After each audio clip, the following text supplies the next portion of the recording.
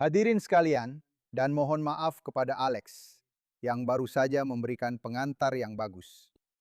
Saya sebenarnya sudah menyiapkan pidato yang berbeda untuk malam ini.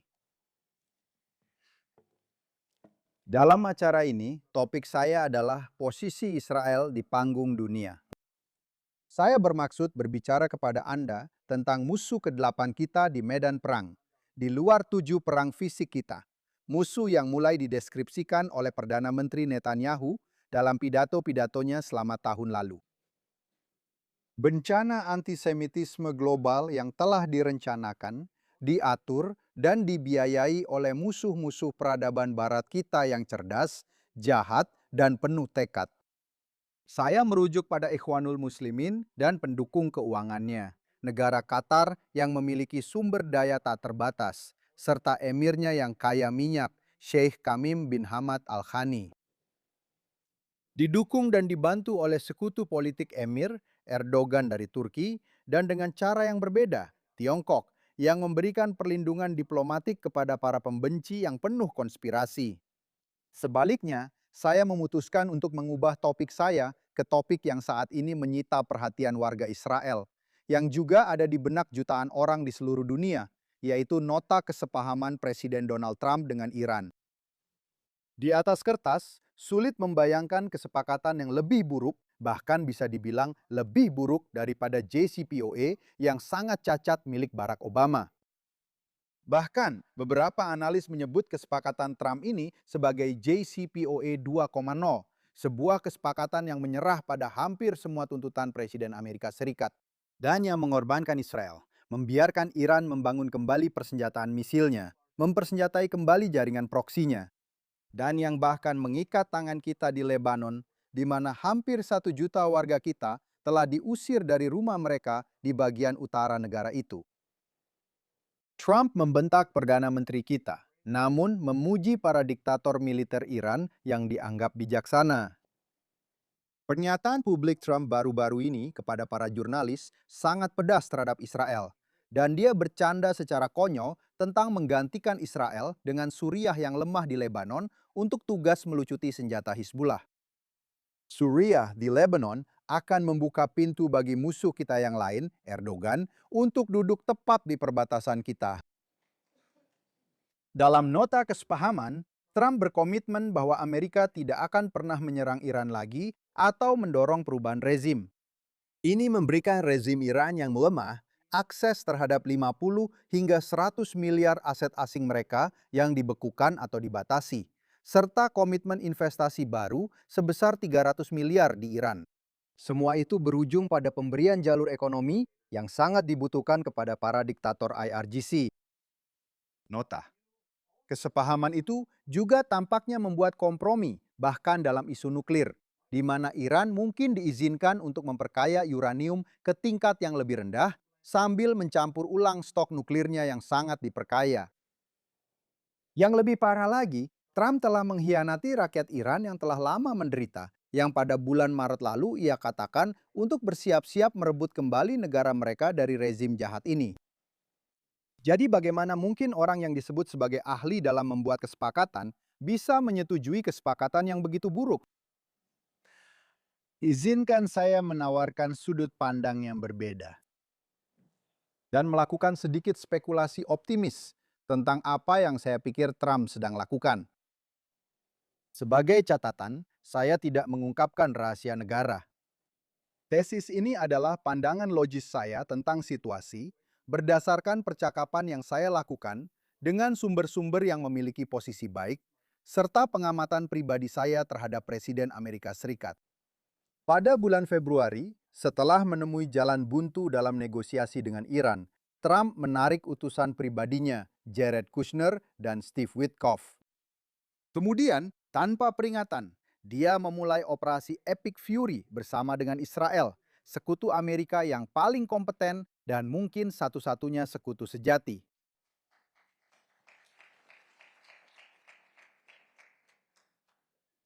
Jadi bagaimana mungkin para negosiator yang sama, bersama dengan wakil presiden yang ramah J.D. Vance, kembali dengan kesepakatan yang sekarang memberikan semua syarat Iran yang sebelumnya telah ditolak? Bagi saya, sudah jelas bahwa dalam putaran kali ini, Trump memberikan instruksi tegas kepada timnya, yang bisa saya parafrasekan sebagai dapatkan kesepakatan yang membuka Selat Hormuz dan jangan berhenti sampai itu tercapai.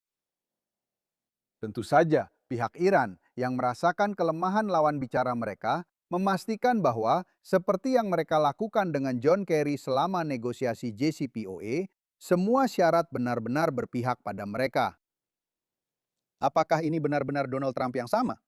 Bagaimana mungkin dia bisa melakukan perubahan sikap yang begitu drastis? Mari kita rekonstruksi apa yang telah terjadi. Ketika Presiden melancarkan amukan besar-besaran, dia tampaknya percaya bahwa itu akan memakan waktu sekitar 60 hingga 90 hari.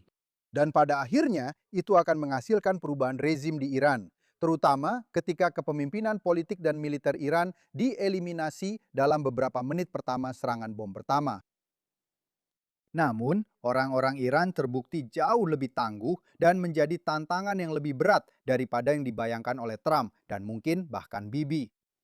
Selain itu, Iran mendapatkan pengaruh ekonomi atas presiden dengan menghambat navigasi di Selat Hormuz. Tanggapan Trump memblokade pelabuhan-pelabuhan Iran dan memulai operasi kemarahan ekonomi tampak seperti langkah taktis yang baik. Dan Trump pada awalnya tampak menunjukkan kesabaran, mengatakan kepada media bahwa dia tidak terburu-buru.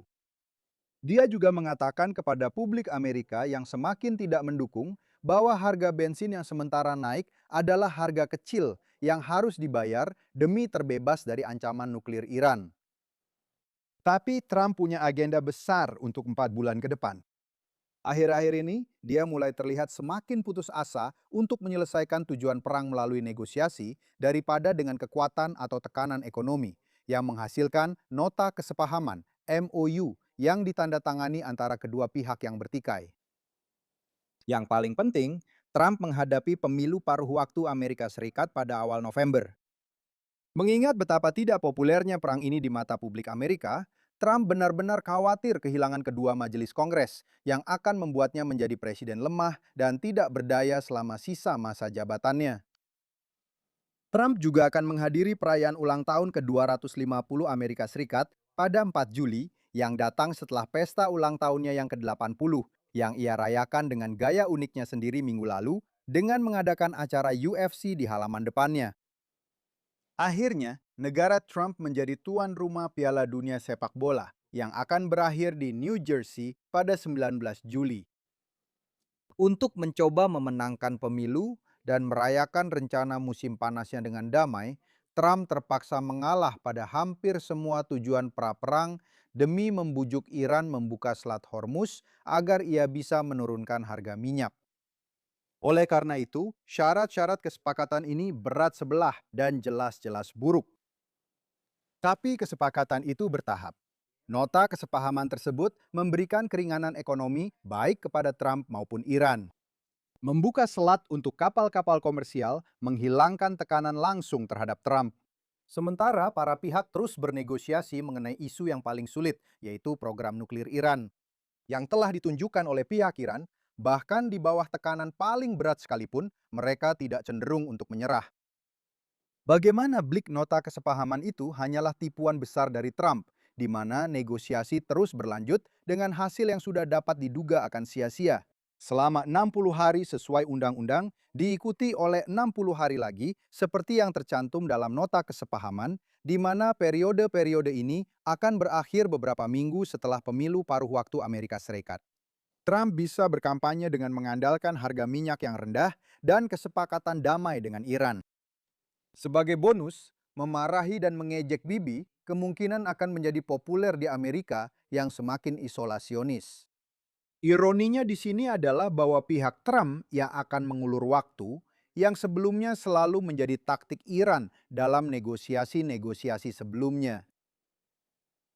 Dengan kata lain, untuk saat ini, MOU tersebut adalah kesepakatan Hormuz untuk Hormuz, di mana sebagian besar manfaat ekonomi dan keuntungan sepihak lainnya baru akan diperoleh Iran setelah isu-isu yang lebih sulit diselesaikan dan disepakati. Trump akan mendapatkan keringanan ekonomi yang dia butuhkan sebelum pemilu paruh waktu. Harga minyak akan turun, begitu juga dengan harga bensin di Amerika Serikat di SPBU. Amerika Serikat dan negara-negara lain bisa mengisi kembali cadangan minyak strategis mereka yang telah menipis setelah 120 hari negosiasi yang berjalan tidak menentu. Apakah ada yang meragukan bahwa Iran yang kini semakin berani pada akhirnya akan menolak persyaratan dasar Trump untuk kesepakatan terkait isu nuklir? Presiden kemudian akan memiliki keleluasaan penuh selama 2 tahun tanpa pemilu untuk sepenuhnya mengalahkan kediktatoran Iran ini. Dia bahkan tidak perlu kembali berperang. Dia cukup dengan tegas melanjutkan operasi kemarahan ekonomi sambil mengerahkan Angkatan Laut Amerika Serikat yang tangguh dan aset militer Amerika lainnya untuk mengawal kapal-kapal dagang melalui Selat Hormuz. Semoga dengan bantuan sekutu NATO. 4 bulan ini akan memungkinkan perencanaan yang lebih baik untuk operasi Hormuz pada akhirnya, baik blokade pengiriman Iran maupun memfasilitasi navigasi komersial melalui selat tersebut. Selain Trump yang tidak puas dengan tawaran Iran terkait isu nuklir, saya tidak percaya bahwa Trump akan membiarkan Iran menyandera Selat Hormuz. Pemerasan ini di masa depan bisa saja digunakan lagi dan lagi. Kapan saja terjadi sesuatu yang tidak menyenangkan para diktator. Sebaliknya, kembalinya tekanan ekonomi yang keras akan menghentikan pengiriman minyak Iran. Ketika pelabuhan diblokir, fasilitas minyak Iran akan terisi penuh hingga kapasitas maksimal, sehingga mereka membutuhkannya. Untuk menutupnya, mereka harus menghentikan produksi mereka, yang dapat merusak beberapa sumur mereka secara permanen.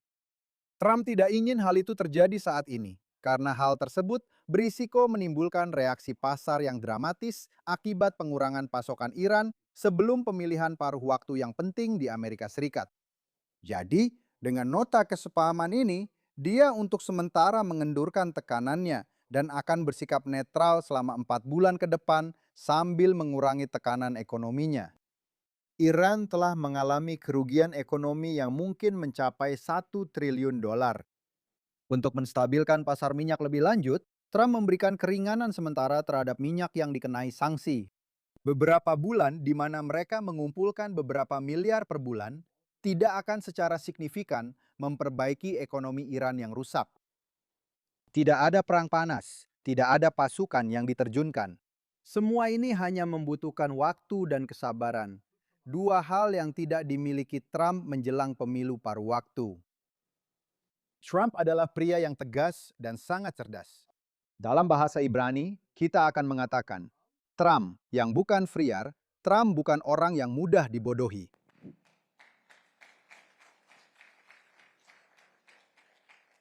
Saya ingatkan bahwa selama beberapa dekade, dia secara konsisten mengulangi bahwa satu-satunya cara untuk menghadapi para ayatollah adalah dengan kekuatan.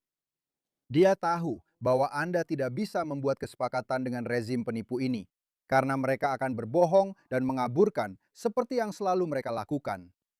Sebenarnya, kapan perjanjian internasional seperti ini dengan inspeksi dan semacamnya pernah berhasil sebelumnya?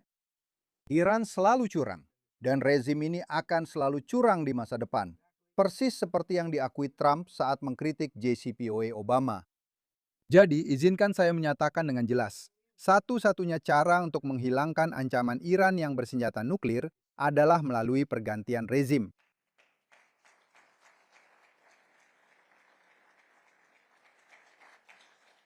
Hal ini dapat dicapai melalui cara-cara ekonomi, dikombinasikan dengan mempersenjatai, melindungi, dan mendorong kekuatan lokal di Iran. Ini adalah kesempatan terbaik yang pernah kita lihat untuk menyingkirkan rezim jahat ini dan membebaskan rakyat Iran yang telah lama menderita dari para pemimpin mereka yang dibenci. Sebuah rezim yang sekarang tampaknya dipimpin oleh IRGC yang mengirim milisi pengepungnya untuk membantai puluhan ribu demonstran Iran yang berani dan berjuang demi kebebasan dasar mereka selama 2 hari kelam di bulan Januari. Sebuah rezim yang segera akan dibuang ke tumpukan sampah sejarah.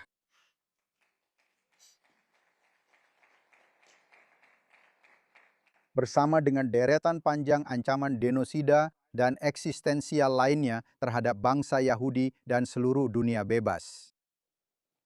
Menjatuhkan para diktator, Iran akan memperkuat warisan Trump, memastikan bahwa dia akan dikagumi karena keteguhannya untuk rakyat Iran. Meskipun dasa sentepahaman, saya masih percaya pada Presiden.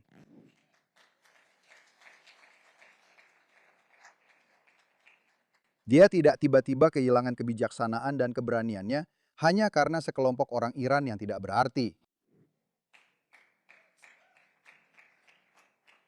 Untuk meminjam dan sedikit mengubah pernyataan terkenal Neil Armstrong saat pendaratan di bulan, nota kesepahaman ini adalah satu langkah kecil mundur demi melakukan lompatan besar ke depan demi kebaikan umat manusia.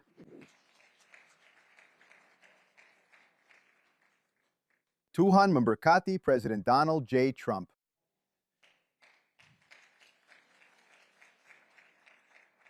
Tuhan memberkati Amerika Serikat. Tuhan memberkati Israel dan bangsa Yahudi. Am Yisrael Chai.